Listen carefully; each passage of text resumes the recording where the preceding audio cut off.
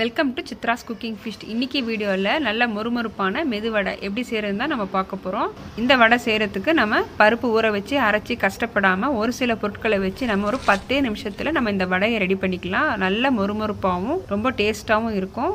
இப்போ இந்த மெது வடை நம்ம எப்படி செய்கிறதுன்னு வீடியோக்குள்ளே போய் பார்க்கலாம்.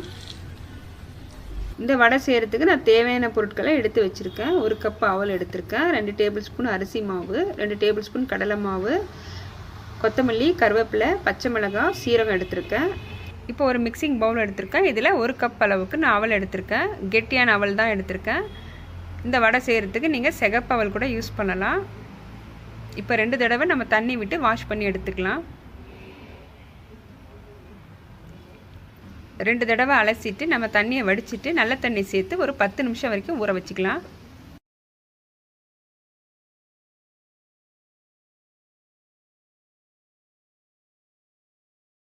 அவல் ஊற வைக்கிறதுக்கு ஒரு 1/2 டம்ளர் மட்டும் நான் தண்ணி சேர்த்துக்கிறேன். அதிகமான தண்ணி சேர்க்க வேண்டாம், 1/2 டம்ளர் மட்டும் போதும். இப்போ க்ளோஸ் பண்ணி வைக்கலாம். ஒரு 10 நிமிஷம் ஊறட்டும்.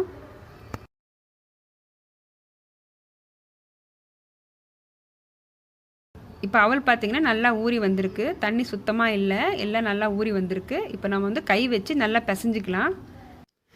அவலை நம்ம வந்து மிக்சியில் போட்டு அரைக்க தேவையில்லை. இது போல் ஒரு 5 நிமிஷத்துக்கு பிசைஞ்சால் போதும், நல்லா மசிஞ்சிரும். இப்போ நல்லா ஓரளவுக்கு நான் பிசைஞ்சாச்சு. இப்போ இதில் வந்து நான் 2 டேபிள் ஸ்பூன் அரிசி மாவு சேர்த்துக்கிறேன். 2 டேபிள் ஸ்பூன் அளவுக்கு கடலை மாவு சேர்த்துக்கலாம்.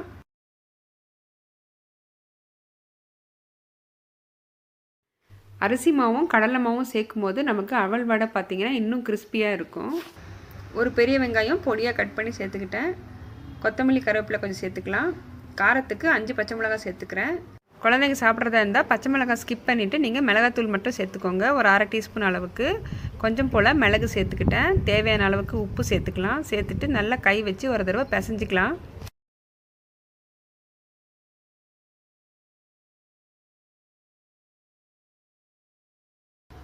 கால் டீஸ்பூன் அளவுக்கு பெருங்காயத்தூள் சேர்த்துக்கிறேன். ஒரு 1/4 டம்ளர் அளவுக்கு மட்டும் நம்ம தண்ணி சேர்த்துக்கலாம். தண்ணி அதிகமாக சேர்க்காதீங்க. தண்ணி அதிகமாக சேர்க்கும் போது நமக்கு வடையில் பார்த்திங்கன்னா எண்ணெய் அதிகமாக குடிக்கும். 1/4 டம்ளர் அளவு மட்டும் தண்ணி சேர்த்துக்கோங்க. இப்போ மாவு பார்த்திங்கன்னா நமக்கு வடை தட்டி போடுற அளவுக்கு இருக்குது. இந்த பதத்தில் இருந்தால் நமக்கு கரெக்டாக இருக்கும். கொஞ்சம் மாவு எடுத்து நம்ம ரவுண்ட் ஷேப்பாக உருட்டிட்டு நடுவில் ஓட்டை போட்டு நம்ம மெது வடைக்கெல்லாம் எப்படி தட்டுவோம் அதே போல் நீங்கள் தட்டி எடுத்துக்கோங்க. இப்போ எல்லாமே இதே போல் நம்ம வந்து செஞ்சு ரெடியாக எடுத்து வச்சுக்கலாம்.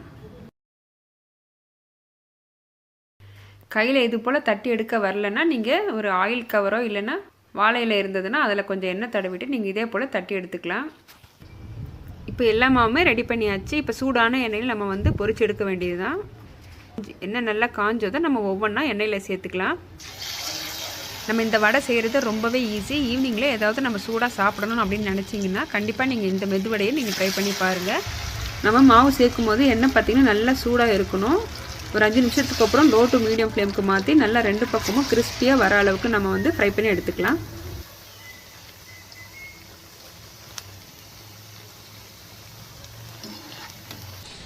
இப்போ மெதுவடை பார்த்திங்கன்னா 2 பக்கமும் வெந்து நல்லா கலர் சேஞ்ச் ஆகி வந்திருக்கு. பார்க்கவே ரொம்ப சூப்பராக இருக்குது. உளுந்தே இல்லாத மெதுவடை கண்டிப்பாக நீங்களும் ட்ரை பண்ணி பாருங்கள். இந்த வீடியோ உங்களுக்கு பிடிச்சிருந்ததுன்னா லைக் பண்ணுங்கள், ஷேர் பண்ணுங்கள், கமெண்ட் பண்ணுங்கள். கூடவே பெல் பட்டனை ப்ரெஸ் பண்ணி வச்சுக்கோங்க. அப்போ தான் நான் போடுற லேட்டஸ்ட் வீடியோஸ் வந்து உங்களுக்கு நோட்டிஃபிகேஷனாக வரும். தேங்க்ஸ் ஃபார் வாட்சிங்.